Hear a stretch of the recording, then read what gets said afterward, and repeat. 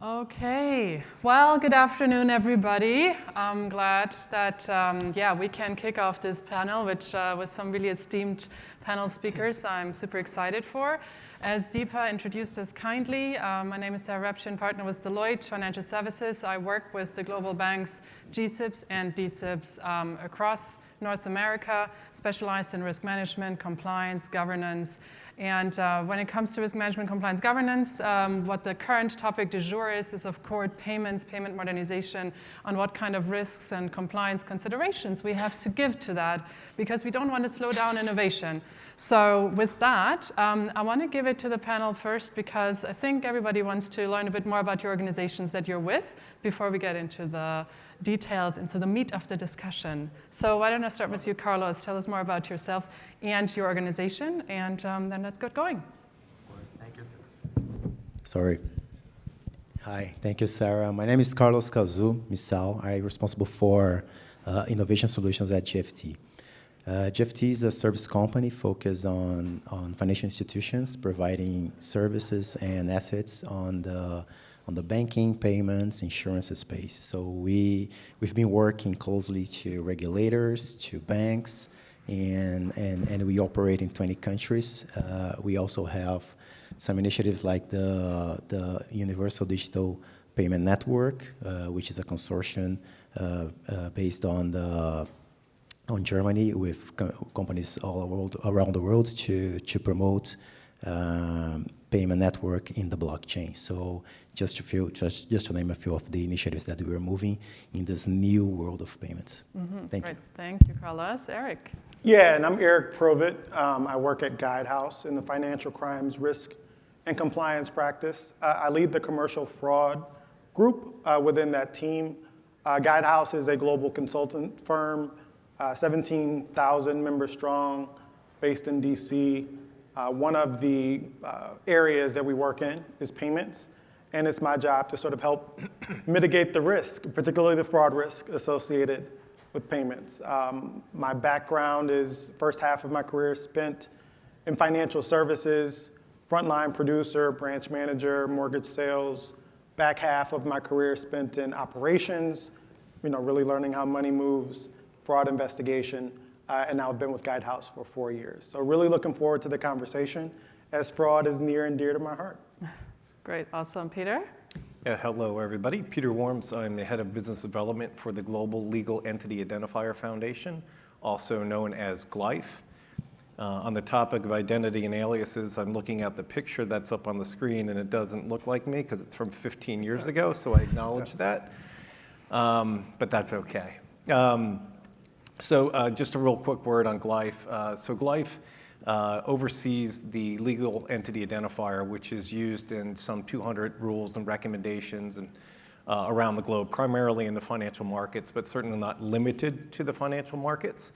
I've been with GLIFE for 5 years. Prior to that, I was with Bloomberg for some 27, 28 years. So my background is more in the traditional finance side, as opposed to the payment side. So I hope to bring a different perspective to today's conversation. Yes, amazing. Thanks, Peter. And so I want to remind everybody, you know the drill by now. There's Slido. You can submit questions anytime when you want to and pepper them, with some spicy questions maybe. So don't hold back. We start a bit with a warm-up for everybody, and based on the variety of organizations we have represented, which I think is quite exciting, can you just share, based on your vantage point, where do you see the main challenges to manage the identity verification, as well as the need for balancing privacy needs, as well as optimizing, payments operations? Because that's really the conundrum that we want to deep dive into. Because on the one hand, you have the need for speed in the payments modernization space, as well as not compromising on managing the risks associated, as Eric, your wheelhouse in fraud and other related risks, but also maintaining privacy rights and the consent with the consumer. So how to balance that? So rapid fire as a warm-up question to each of you. And Peter, why don't we start with you? I think the buzzword of today, I've been in this room for most of the day on the payment side, has been interoperability. And I understand that to mean a variety of different things. Interoperability from a blockchain standpoint, interoperability from a regulation standpoint, and interoperability from a standards perspective too. All of these things are kind of converging at the same time. And if we look forward to a world of decentralized finance, having interoperability among those three tenets, I think, is critical. Eric? Yeah, no, definitely agree. I'll tell you, I had a full head of hair when I started thinking about this a year ago, so you can see the pain that it's caused me.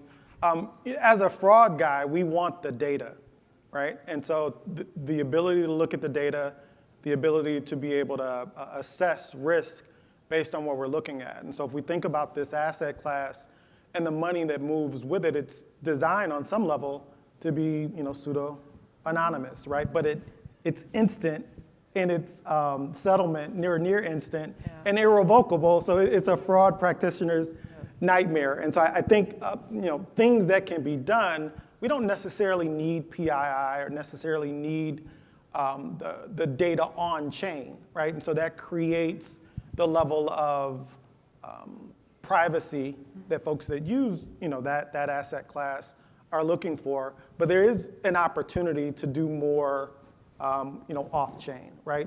Attributes, looking at things like that to sort of help identify who folks are. And I think that's the long-term solution. Yes, and we'll get more into the Yeah, weeds there love to it, love look it. into the magic, bullet here and the solution, looking into alternative identifiers, right? But we don't steal the thunder quite yet. I'm a so thunder hang stealer. tight. All right. Carlos, over to you. Yeah, I think just echoing my two colleagues here, I think the challenge for me is the convergence of this challenge that we have in whether it's the performance, right, on the instant payments or the payments moving across the different networks, but also ensuring the security, the data privacy. So how can we make this conversion? And then the way things are moving, we as product owners or the people that envision the products or the businesses, we prioritize the functionality and the performance over the security or the privacy first, right? So we always think about how to deliver the best experience for our customers, and security and privacy is not part of this chain in the first moment. It's always in the second moment. So I think the convergence is how can we converge this now? And Peter mentioned, right, the regulation is a key piece, but in markets like US, for example, it's market-driven, it's not regulated driven. So there is a challenge to converge this. Agreed. And on that note, and by the way, I really want to encourage, obviously, all of you to really always think constructively around solutions, right? We all know a lot about the problem statements, and we all know it's painful and it causes people to lose hair, apparently. But we want to think through what is a constructive way forward and what are those solutions. But maybe to catch everybody up, Peter, I know you spend a lot of time in rethinking or looking at the regulatory landscape, where it's today, where it's shaping up, what is happening in the world. Do you want to give the audience a little bit of like a short overview on what is happening on the regulatory front? Yeah, it's been brought up several times today, so I hate to be redundant, but certainly from a digital assets perspective, there's been quite an explosion, a flurry of activity. In particular here in the US, obviously the Genius Act was signed last summer, and the market infrastructure component known as the Clarity Act today is with the Senate for final markup, and that should hopefully happen in the upcoming weeks, in Q1 at least.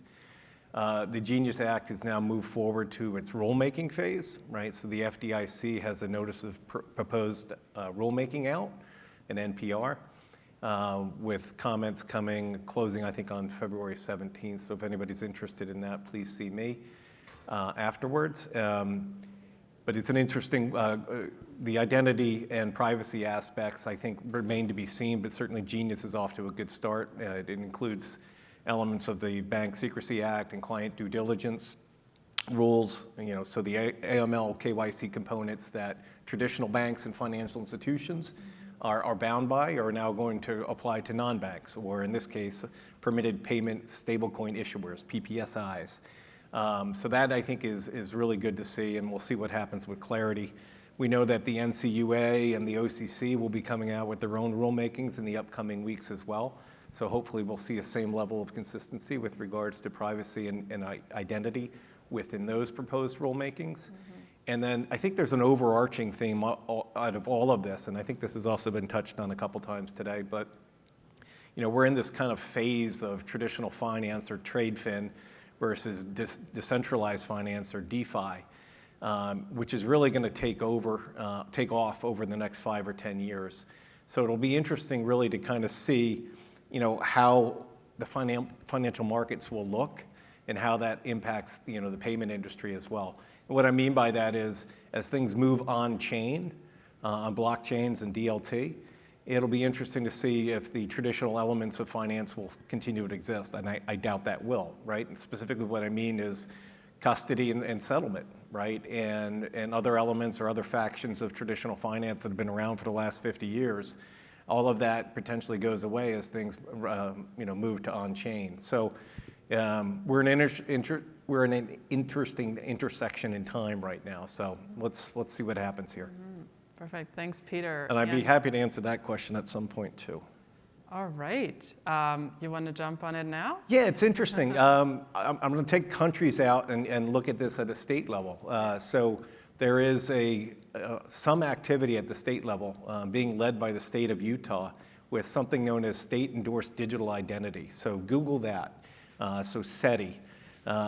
Interestingly enough, there is a vote upcoming in Utah to move forward by using digital credentials for citizens of Utah. So that is taking off, and I think it's an exciting time to see states taking the initiative, not just the federal government. So thanks for the question.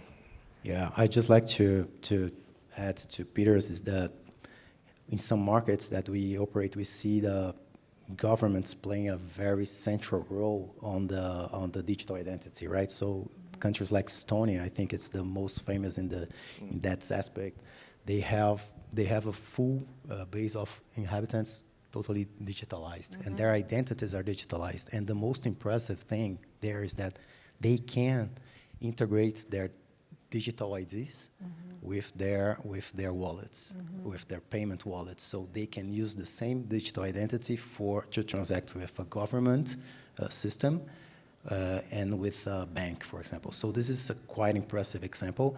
Of course, is a small country that doesn't have the same scale as here, for example, but it's a very good example for everybody to inspire. Right. Thanks. It's a very good point, Carlos, and actually feeds in nicely into the discussion item we talked about earlier for you to reflect a little bit more on the evolution of identity and verification processes in the history in the past, because where have we come from and what does it mean? Where are we going now? Because I know you've spent some time to reflect on what does the past kind of tell us and what can we learn from it and where are we going?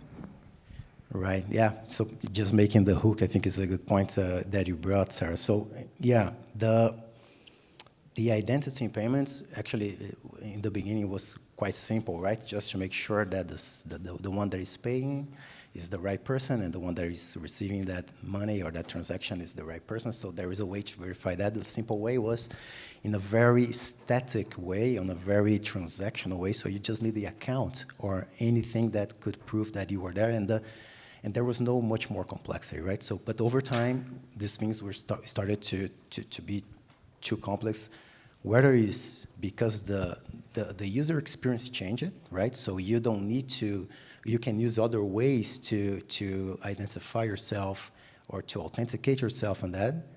And then banks and companies started to create different ways to do that. But most important is that you start to having frauds, and then people started using that. So how to, and the evolution was from a more account-centric to a more portable or wallet-centric, right? So that's where we're going to now, to have a digital identity that I think in the most advanced models, this is part of a ID wallet.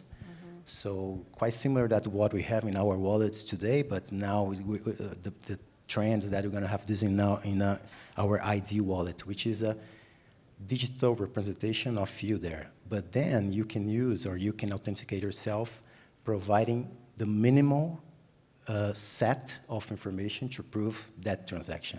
And depending on the transaction, you can use different sets of information, right? So the complexity of these IDs changed completely, right, this wallet. So that's where we're going now. So now we have to combine it's pretty much a full chain of processes before doing the objective of the transaction, which is a payment, right? So we have to do everything that. So now we have lots of ways to do that, and like countries like US, in a decentralized way.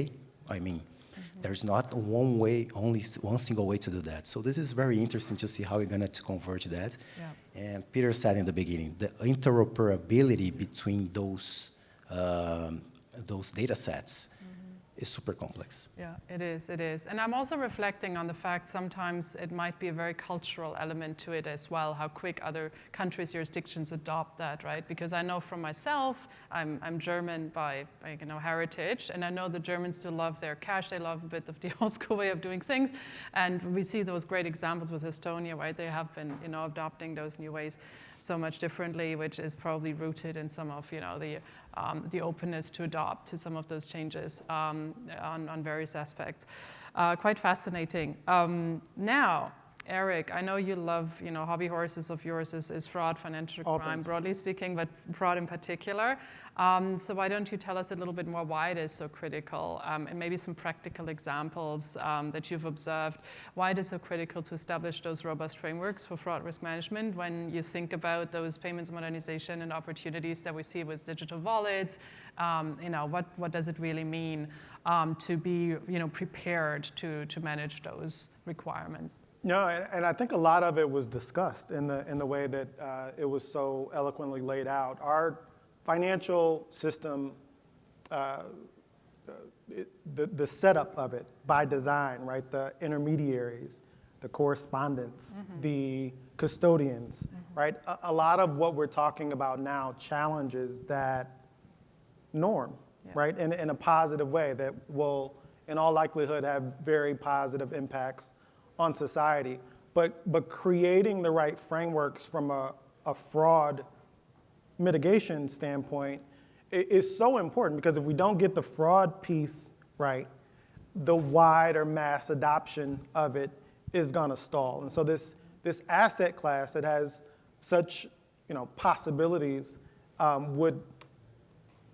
would not reach its full potential if we don't get these frameworks put in place. And I think the good news is, to a large degree, we have a lot of it in place, right? We just need to adopt it, and this is the point, with some of the legislation coming out. I think it has a real possibility to do that, but to adopt it for a 21st century, 22nd century world that we'll be living in. When we think about some of the regulations that we're leveraging, they're from the 70s, 80s, even the 2000s feels a lot outdated. And so there's opportunity for that. And I think sort of more broadly, folks agree on outcomes, right? What do we want to have happen?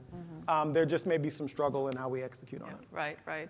Yeah, and I heard in the earlier panel some commentary around how much actually the fact that we have still a lot of legacy infrastructure and some of the established banks do lead to also some of the challenges, of course, in slowing down some of the progress, given that it's just something you can't change overnight. Totally understood. But now maybe jumping a bit more into solutioning, constructive, ways of how to address and tackle this. Peter, I know you have some ideas maybe how different ways and standards such as the LEI or the VLEI, and you can explain a little bit more what that actually means, help to address those requirements, especially navigating the one need to maintain or establish a certain degree of privacy for the stakeholders, as well as the need for a identity and fraud prevention and verification that you also need to manage to make this successful. Sure. So the legal entity identifier is an ISO standard, ISO 17442. It comes in 3 varieties, one of which is the traditional LEI, which is used in finance. And as I alluded to before, a lot of different rules and regulations today. most notably things like MiFID, which basically in the European sides basically says no LEI, no trade, right? So everything that needs to be reported to ESMA is reported with an LEI. The LEI itself has roots that go all the way back to Dodd-Frank, post-financial crisis, when Lehman, the unwinding of Lehman, which took years to do because it was all name-based, the regulators came to a conclusion like, hey, we should have a standard identifier that can be used for all that participate in financial transactions. And that's what really gave birth to the LEI. And you flash forward to today, we have the Financial Data Transparency Act, which has been signed into law, and the proposed rules concluded just prior to the Trump administration coming in and have been paused since, but are likely to be reintroduced, or the final rule should be posted in Q1 of this year.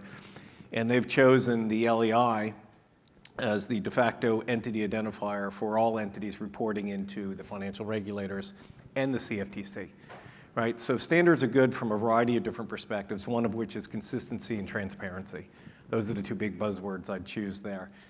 Historically, the US government has used more than 50 different types of identifiers in a very siloed fashion. Right? So having this type of interoperability in the US government from a reporting perspective is obviously going to be good. The second part with regards to the VLEI, the verifiable LEI, that's the third part of the ISO 17442 standard. The second part was the LEI being used in digital certificates. So this third part is somewhat new to Glyph, but it's certainly got a tremendous amount of traction right now. One aspect that probably often goes undiscussed and hasn't really been touched on today is for digital credentials, before even the assignment of digital credentials, it's critical to have this aspect of identity proofing, right? So the VLEI, verifiable LEI, follows the NIST standards, 800-63 IAL level 2, to make sure that before the exchange of any credential, before all of that happens, we need to make sure that there are either in-person or remote sessions that the individuals that are participating prove they are who they are, right? And then obviously the cryptography takes over after that, and protecting their privacy and things of that sort. Yes, right. And it's interesting because those standards are all out there, right? They do exist, but the question is if not everybody is adopting those and having a consistent and harmonized way and operating within line those standards, then it doesn't really help as much, but I think we're all on a way and a path forward to adopt those even more so. Speaking about technological standardization open finance, Carlos, especially because you looked into Asia, you're looking into Latin America, I think. You have some examples, how was identity management and interoperability, impacted there, and have you seen some good examples? What our leading practices look like, for example? Yeah, Sarah. So, as you said, right, we've been helping some regulators in some countries in Latin America and Asia to establish their open finance standards, the technical standards. And it was very interesting. So some quick lessons from this that we can apply here. They are simple, but they are very, very impactful. It was for me. So when we were working with a regulator to define the technical standards of open finance, in one of the first conversations, we were discussing the technical standards, what are the best protocol, etc. But then they remind us, so hey, we have to follow the principles of that we internally are pushing for that. And we never paid much attention on that. And the first principle, before everything, was security. Mm-hmm. So it wasn't about how we're going to transact the data or how we're going to make the business functions across the open finance. It was security. The second one was data privacy, ensure data privacy in the proper level. And then we thought, wow, this is interesting because when we had to put those standards in place, naturally we have to create something that was that brings security by design and privacy by design. So we had to implement frameworks from the beginning with those principles. things that we don't see happening in other open finance arrangements. So it was very educational for us, as a company, to create a security-proof standard. And after that, thinking about on the other protocols, right? But then we built things based on OAuth, FAPI, SIBA, whatever the protocol is. But all of them were built under or above a security and privacy by design framework. So it was very interesting, and this is pretty much applicable for the world of payments that we were talking about, whether it's on the traditional finance, whether it's in this DeFi as well. And why? Because one of the core elements of the open finance everywhere is the payments initiation. In any open finance, open bank, you can initiate a payment through that. And it pretty much talks with what we are discussing here. So if we follow that or try to follow those examples, I think we are, giving a big step towards the security. And so this is the main, for this point, I think the main lesson that I have from there. And I love that as a risk practitioner myself and somebody who cares a lot about managing risks and compliance. But I love to hear the privacy by design, a security by design concept, because I am also a firm believer when you get this right, you can actually accelerate growth and accelerate the effectiveness of your operations if you have that right structure and foundation. So I think something that really follows my motto, which I have, is making risk and security and compliance not the brakes of an organization, but more of the steering wheel driving like a direction, right? So that's kind of my mantra I'm trying to live by. But on that note, Eric, when we reflect back on your area in fraud, especially in light of the Genius Act and Clarity Act, I know we talked about this a little bit earlier, but can you point out a couple of things that you reflect on how those might help or inform processes managing any fraud risks in light of the verification of clients, downstream payees, et cetera? Yeah, well, first, you also have a choir member in that orchestra that you were looking on in terms of being able to accelerate growth. I really think the opportunity to do that exists. I will say, so one of the biggest issues that we see in this space, an organization may know its client, right? It may have an understanding of who they're dealing with, but when that money leaves the wallet and maybe even subsequent wallets, it loses some connectivity to that downstream recipient. And so I think what needs to happen and where I hope we sort of move with this new legislation is that linkage between wallets, right? And so first starting with maybe an alias or some type of thing connecting the identity to the transaction that preserves privacy, but then some mechanism that creates those linkages between the various wallet movement, right? And so being able to leverage that through the legislation, I think is a great place to start with respect to mitigating the fraud risk and being able to preserve some of the core foundations of what the asset class is looking to do. Yep, thank you. All right, so now, we have talked a lot about regulatory compliance, but maybe to round out that element to this, because I know, Carlos, you've also looked, we talked about Asia a little bit, we talked about the US, Genius Act, Clarity Act. How about the European Union, and what do you see there? With regards to personal data wallets, the European Commission has established a digital identity wallet, and can you maybe speak a bit more on how this is influencing future identity management?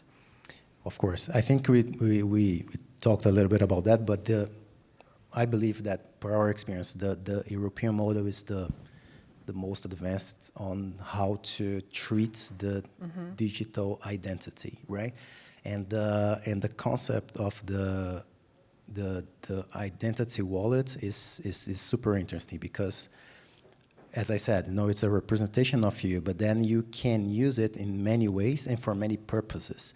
But one thing that just like to go a little bit deeper in this concept. So it's the ADAS, the new regulation that take place this year will impose the way these wallets are built or transacted. So there are three main elements. One is the the wallet itself that is owned by the user, so you are the user of this wallet.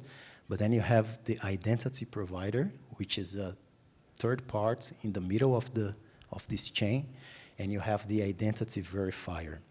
So these three elements, they compose what we call the verifiable credentials. So this is the way that a digital wallet can ensure the full security as of now, right? Of course, this can be evolved. We are doing other proofs of concepts with different models, but this one is the most secure that we have today because we have an agent in the middle doing the identity provider. So with your ID wallet, this third part will have to bring and make sure that, okay, this is the person or this is the company that you are referring to in this wallet. And then you have the identity verifier that will make sure that, okay, this identity is really the person that is transacting that or the company that is transacting that. So there are two elements in the middle that make sure that happens. So I think this is a standard or should become the standard soon. But can you tell me a bit more about what would the minimum information be to support that identification? It will depend on the object of the transaction, right? So, for example, you can do this if you just want to validate for a non-financial information. You may need just like we do today, right? Sometimes you just prove you're human, sort of concept. You just need something like that. But and then we can configure that. For example, for financial transactions, you can configure that to different levels of security depending on the amount transacted, right? So then you can put more layers over that, or you can put more complex set of information that will validate that identity. Right. And building on this, exactly, Peter, I was just about to go to you. Perfect. Yes. Good, you're reading my mind. Yeah. Taking it, differentiating between an individual and an entity, Europe has also led the way with the markets and crypto assets regulation, which was initiated last year. So every crypto asset service provider and virtual asset service provider has to report using their LEI. So that goes back to this question of global interoperability, right? As these same VASP and CAFs begin to do or conduct business in the US, as the Genius or Clarity Act will permit them to do so, they will have to register. Yeah.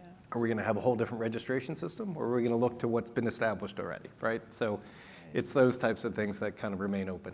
Right.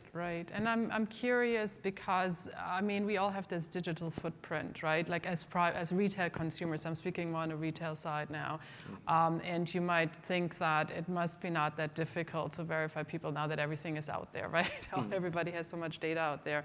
But then it's, again, managing still the concerns around privacy and managing the fact that we need to balance over collecting data versus under collecting it. Any more thoughts on that and how to navigate that? Yeah, it's a difficult one, right? Because there's data that can be verified that is in the public domain, right? The global LEI system is intended for that, right? Yeah. We have APIs, we have files, everything on our website is free, no password required.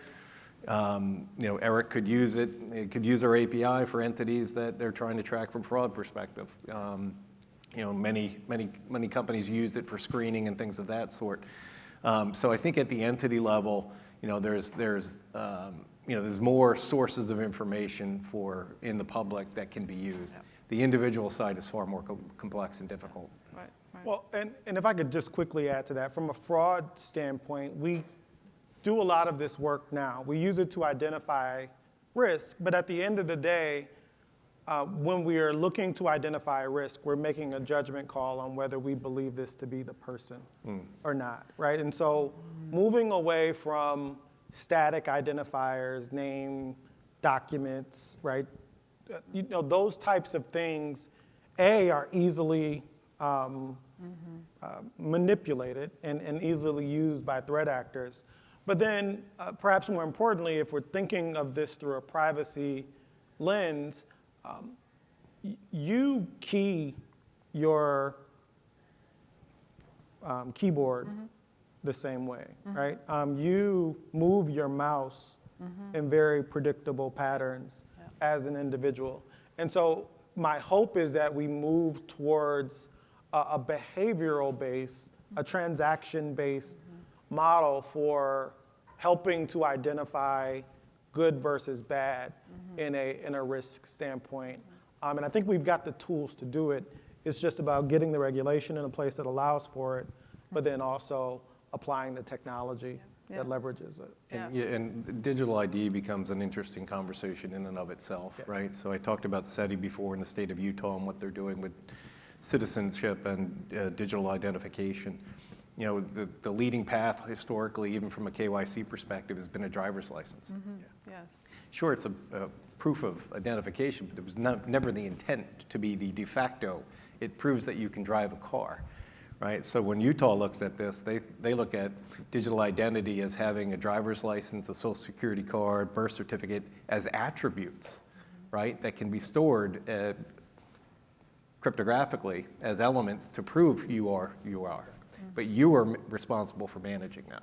Yes, exactly. So we have only 4 minutes left. So again, shout out if anybody has questions for the panel, please put them on Slido.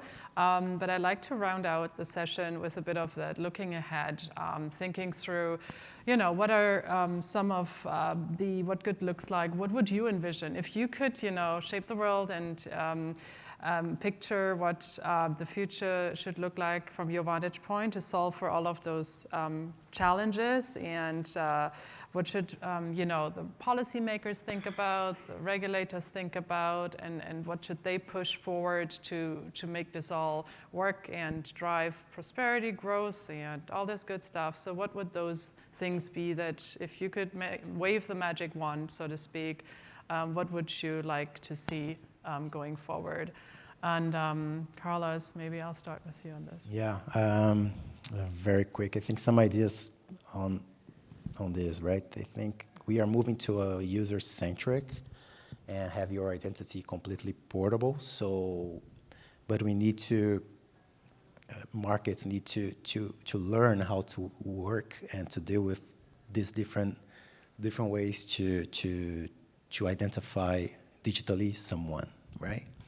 And it's hard to put a regulation over that, especially if you want to do something more in a cross-border way or through the blockchain. It's hard to put a single regulation on this. So create some way to interact with these different regulations or to connect these regulations and those standards. I think this is the future, like creating a hub of networks that can access this information in different or various databases in different under different countries or states. So I think this is one thing, and something that we learned that is privacy by design will help this happen, because if all the institutions build their solutions using privacy by design, some way or another we can ensure the security and connect and consume this information amongst all. So I think this is my take for the future. Nice, thank you so much. Carlos, Eric? Yeah, I think the single biggest threat to this asset class is figuring out the liability for fraud, particularly with scams and sort of everything that happens. And so my hope is that over the next 3 to 5 years, that part gets figured out. I think in order to figure it out, claims would have to be able to be investigated. Someone would have to be able to follow the trail from where the fiat sort of started to where it ended. And in order to do that, we're going to have to create some verifiability with money movement in order for this to really take off. And so that would be, if I could wave a magic wand, I think we've got a lot of good frameworks for liability that exists now. Getting some smart people in the room and applying many of those current frameworks to this issue or asset class, I think is a simple way to solve for that. Yeah, I hope there's some.